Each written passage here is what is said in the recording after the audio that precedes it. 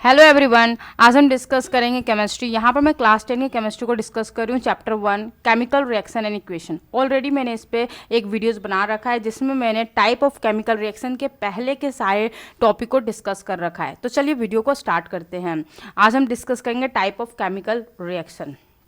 इससे पहले कुछ क्वेश्चन गिवन थे, उस क्वेश्चन को पहले डिस्कस करेंगे, फिर उसके बाद हम आगे बढ़ेंगे। तो ये क्वेश्चन दे रखा है, पहला नंबर क्वेश्चन है, why should a magnesium ribbons be cleaned before burning in air. आपने देखा था एक्टिविटी 1 वाले जो हमने देखे थे 1.1, उसमें हमने देखा था कि मैग्नीशियम रिबन को बर्न करने से पहले उसको मैंने सैंड पेपर से हमने क्या किया था, रब करा था। ठीक है, ऐसा क्यों करा गया था? एक्चुअली क्या है कि काफ़ी लंबे समय तक अगर आप मैग्नीशियम को एयर में छोड़ देते तो एयर के साथ रिएक्ट कर जाता है और मैग्नीशियम ऑक्साइड बना देता है। तो एक लेयर जो है वहाँ पर मैग्नीशियम ऑक्साइड का बन जाता है, इसी को रिमूव किया जाता है सैंड पेपर के हेल्प से। ठीक है, now next second number question दे रखा है, write the balance equation of the following chemical reaction. तो यहाँ पर हाइड्रोजन और क्लोरीन को रिएक्ट किया गया है, तो क्या बना है, हाइड्रोजन क्लोराइड। तो इसको कैसे हम रिप्रेजेंट करेंगे? तो देखो यहाँ पर आपका क्या है, हाइड्रोजन, तो इसको H2, और क्लोरीन है तो Cl2। इसको रिएक्ट किया तो क्या बनकर तैयार हुआ, HCl। ठीक है, इसको बाद में बैलेंस करते हैं, HCl बना। ठीक है, तो HCl बना तो आप देख पा रहे हो कि यहाँ पे हाइड्रोजन 2 है, क्लोरीन 2 है, तो ऑफ कोर्स यहाँ पे 2 से मल्टीप्लाई करोगे तभी इनके रिएक्टेंट और प्रोडक्ट के नंबर ऑफ एटम्स जो है वो इक्वल हो पाएंगे। ठीक है, नाउ नेक्स्ट सेकंड नंबर में दे रखा है, बेरियम क्लोराइड को जब आप एल्यूमिनियम सल्फेट के साथ रिएक्ट करते हो तो barium sulphate plus aluminium chloride बनता है।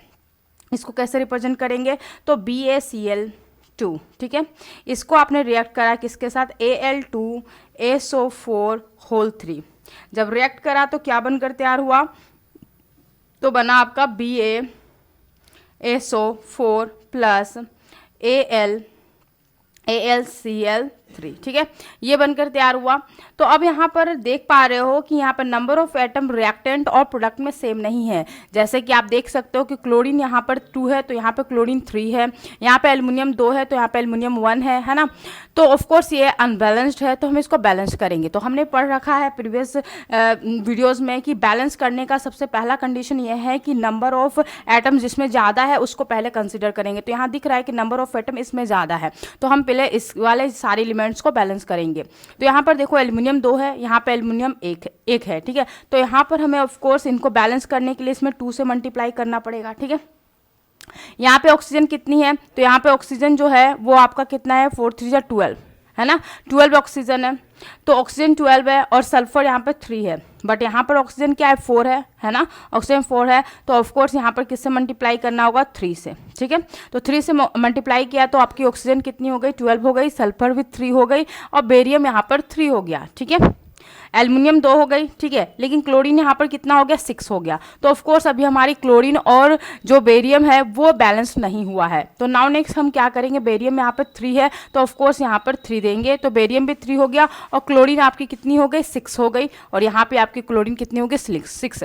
तो ये क्या हो गया, बैलेंस्ड हो गया। ठीक है, नाउ नेक्स्ट आपका क्वेश्चन नंबर 3 दे रखा है कि सोडियम को क्या कर रहे हो आप, वाटर के साथ रिएक्ट कर रहे हो तो क्या बन रहा है, सोडियम हाइड्रोक्साइड बन रहा है और साथ ही साथ हाइड्रोजन बन रही है। तो यहाँ पर देखो सोडियम का होता है Na को जब रिएक्ट करा आपने H2O के साथ तो क्या बनकर तैयार हो रहा है, तो NaOH plus H2।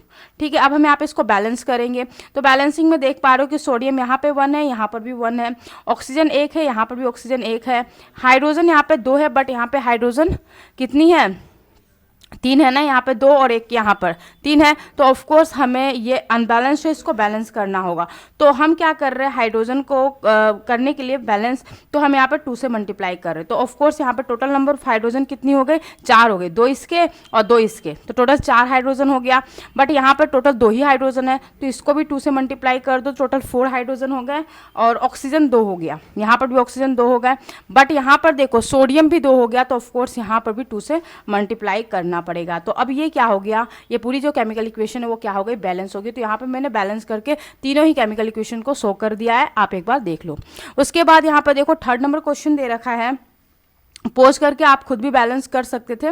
Now next 3rd number यहाँ पर देखो, write a balance chemical equation with state symbols for following reaction. यहाँ पर क्या किया गया है कि solution of the barium chloride, ठीक है, and the sodium sulphate in a water react to give a insoluble barium sulphate and the solution of the sodium chloride. ठीक है, तो यहाँ पर देखो क्या किया जा रहा है कि यहाँ पर BaCl2 को रिएक्ट किया जा रहा है किसके साथ, तो Na2SO4, ठीक है, रिएक्ट करके बन रहा है BaSO4 प्लस 2NaCl। ठीक है, ये बनकर तैयार हो रहा है। सभी का नाम यहाँ लिख लो अगर लिखना चाहते हो तो। इसका हो गया सोडियम क्लोराइड, है ना, ये सोडियम क्लोराइड है, ऑलरेडी दे रखा है, तुम्हें लिखने की ज़रूरत नहीं है मॉलिक्यूलर केमिकल नेम। ठीक है, तो ये चीज़ हमारा बनकर तैयार हुआ। ठीक है, अगर हम सेकेंड वाली क्वेश्चन को देखें तो सेकेंड वाले क्वेश्चन में आपका क्या है, सोडियम हाइड्रोक्साइड। सोडियम हाइड्रोक्साइड का क्या होगा, NaOH, अभी जस्ट थोड़ी देर पहले भी देखा था। उसके बाद हमने क्या किया है, हाइड्रोक्लोरिक एसिड के साथ उसको रिएक्ट किया है, तो बताइए HCl। ठीक है, ये हमारी क्या है, HCl है। उसको रिएक्ट करोगे तो क्या बन रहा है, sodium chloride and the water. तो सोडियम क्लोराइड का क्या होता है, NaCl देख लो यहाँ ध्यान से, NaCl प्लस H2O। ठीक है, क्लियर है। तो ये बस यही करना था हमें, और एक बार देख लो कि ये बैलेंस है या नहीं, अगर नहीं है तो इसको बैलेंस कर सकते हो। ठीक है, नाउ नेक्स्ट हम आएंगे टाइप ऑफ केमिकल रिएक्शन में। ठीक है, टाइप ऑफ केमिकल रिएक्शन हमारा क्या है वो देख लो। We have learn in the class 9 that during a chemical reaction atom of one elements do not change into those of another element. ठीक है, not do atoms disappear from the mixture और appear from the as well. Actually, chemical reaction involves the breaking and making of bonds between atoms to product new substance. ठीक है, you will study about type of the bonds formed between the atoms in chapter 3 and 4। 3 और 4 में आप type of bonds पढ़ोगे, bonds पढ़ोगे, किस तरीके के bonds होते हैं, ionic bonds, covalent bonds, ये पढ़ोगे chapter 3 and 4 में। ठीक है, तो यहाँ पर जनरली हम पढ़ने वाले क्या है, केमिकल रिएक्शन। ठीक है, टाइप ऑफ कितने केमिकल रिएक्शंस होते हैं, तो सबसे पहले हम डिस्कस करेंगे कम्बिनेशन रिएक्शन। ठीक है, इसमें क्या होता है, तो इसके लिए इसको समझने के लिए एक्टिविटी 1.4 करेंगे। Take a small amount of calcium oxide, एक कैल्शियम ऑक्साइड लेंगे जिसको हम क्यूक्लाइम भी बोलते हैं। याद रखो, कैल्शियम ऑक्साइड को हम क्यूक्लाइम से भी रिप्रेजेंट करते हैं। ठीक है, उसको हम किस में ले रहे हैं, बीकर में। स्लोली ऐड करेंगे उसमें क्या, वाटर। टच द बीकर एसो, जैसे कि आप बीकर को टच करोगे, do you feel any change in temperature, तो ऑफकोर्स टेम्परेचर में चेंजेस होगा।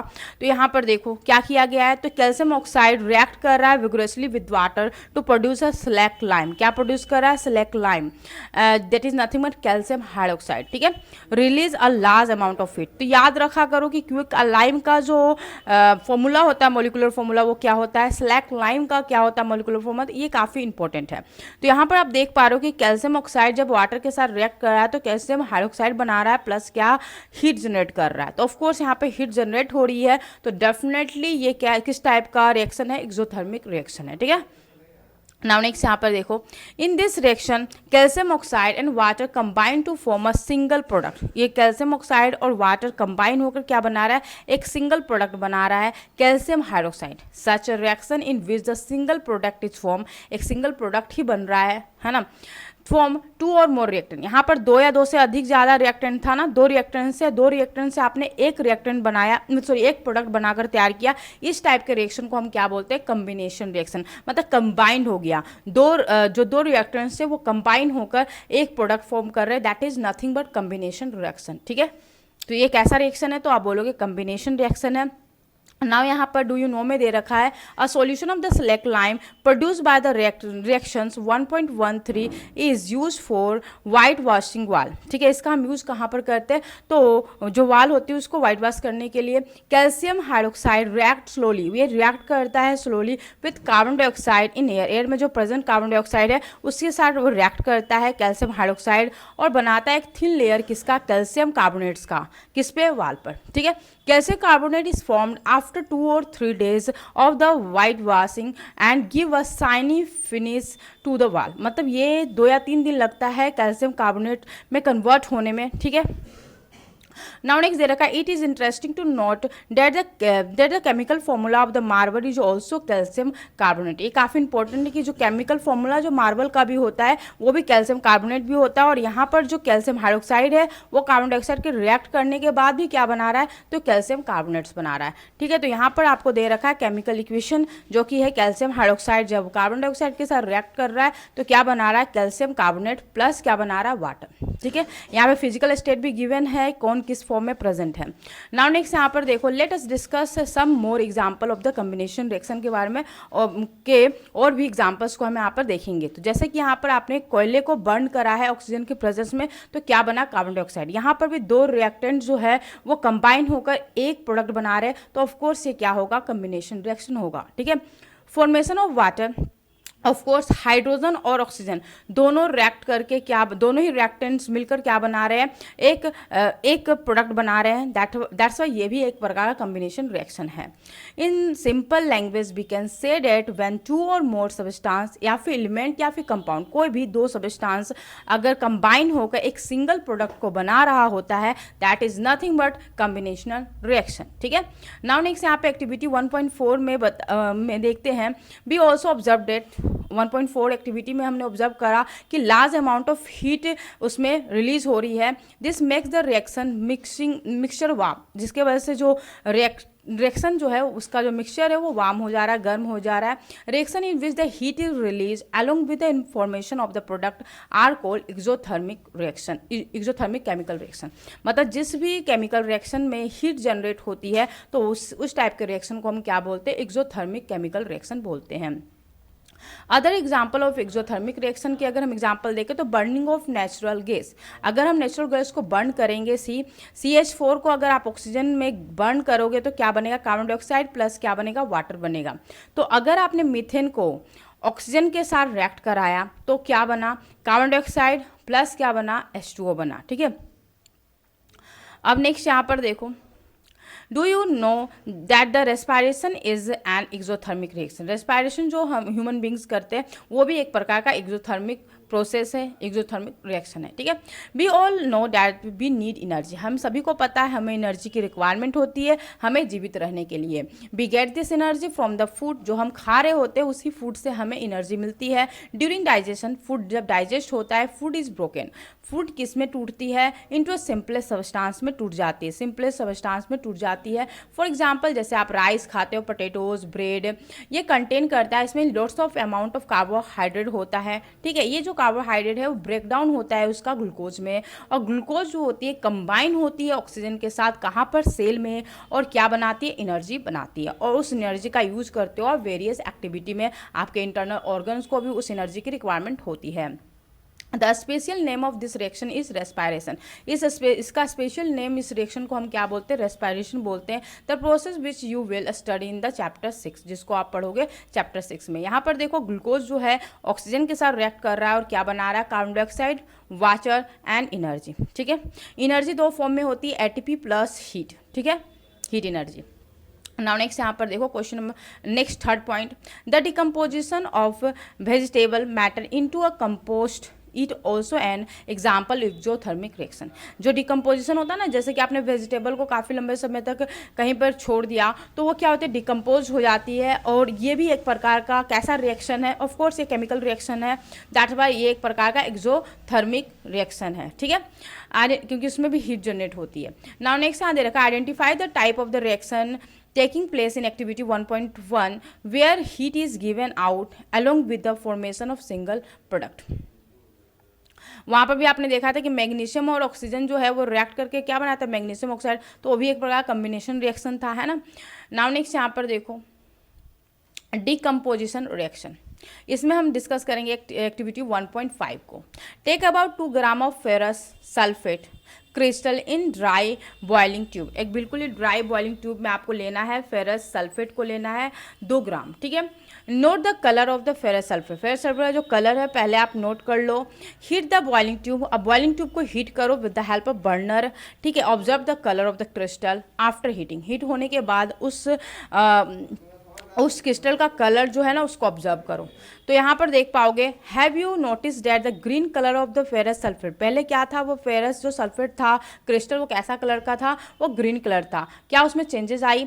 You can also smell the characteristics order of the burning sulphur, और उसके जो स्मेल है उसको भी आप देखो, फील करो, ठीक है। नाउ नेक्स्ट यहाँ पर देख रहे हो फेरस जो सल्फेट है उसको जब आप गर्म कर रहे हो तो क्या बना रहा है, फेरिक ऑक्साइड बना रहा है, प्लस सल्फर डाइऑक्साइड बना रहा है और सल्फर ट्राइऑक्साइड बना रहा है, ठीक है। In this reaction, you can observe that the single reactants break down to give a simple product. Single जो reactants था वो break down करके क्या बना रहा है, simple products को form कर रहा है। This is the decomposition reaction. इसको हम क्या बोलते हैं, decomposition reaction बोलते हैं। फेरस सल्फर क्रिस्टल जो है FeSO4 7H2O loose water when heated, जब आप उसको हीट कर रहे हो तो वाटर को पूरी तरह से लूज कर दे रहा है। And the colour of the crystal change, और कलर जो है क्रिस्टल का पहले ग्रीन कलर का था वो चेंज हो जा रहा है। In then decompose to ferric oxide, sulphur dioxide and sulphur trioxide. Ferric oxide is a solid, ये सॉलिड फॉर्म में है। बाकी जो रिमेनिंग है sulphur dioxide and sulphur trioxide वो किस फॉर्म में है, गैसेस के फॉर्म में है, गैसेस के फॉर्म में है। नाउ नेक्स्ट यहाँ पर देखो, decomposed of the calcium carbonate to calcium oxide and carbon dioxide on heating is an important decomposition reaction used in various industries। क्या बोला जा रहा है कि जो डिकम्पोजिशन जो हो रहा है केमिकल जो कैल्शियम कार्बोनेट्स का to calcium oxide and carbon dioxide on heating is an important decomposition reaction। ये एक प्रकार का important decomposition reaction है, यूज इन वेरियस इंडस्ट्रीज में यूज किए जाते हैं।